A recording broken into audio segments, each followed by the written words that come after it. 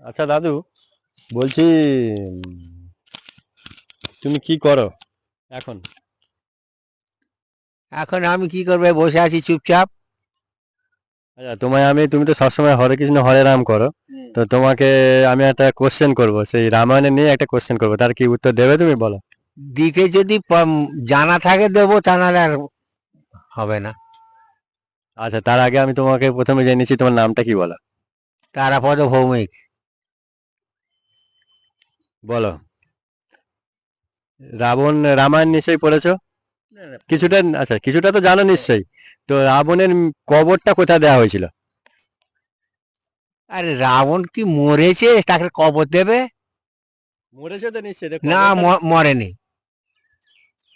আরে রাবণ কি এখনো বেঁচে আছে? ও তো মরেছে নিশ্চয়ই। সে মরেছে কি, তখন ওরা তো দেবতার ব্যাপার, ওদিকে ব্যাপার হচ্ছে মোরা বলে না। ওই মারবো বলে গিয়েছিল, মারতে পারে না। মারতে পারে না। না। তুমি বলতে চাইছো যে এইটাই উত্তর, রাবণের কেউ মারতে পারে না, তাহলে রাবণ কোথায় গেল? সে আছে, তারা এখন দেবতা হয়ে আছে। রাবণ আবার দেবতা হয় নাকি? সে তো রাক্ষস। রাক্ষস হলো, রাক্ষস হলো, ওদের মৃত্যু নেই। মৃত্যু নেই? না।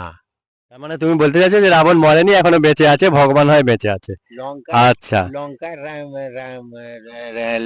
রাবণ, সে এখনো তার চিতা হু হু জ্বলছে বলে। সে আমরা কি আর দেখতে গেছি? আচ্ছা, তো বন্ধুরা, আমরা দাদুর মুখে শুনে নিলাম এই কথাটা। তো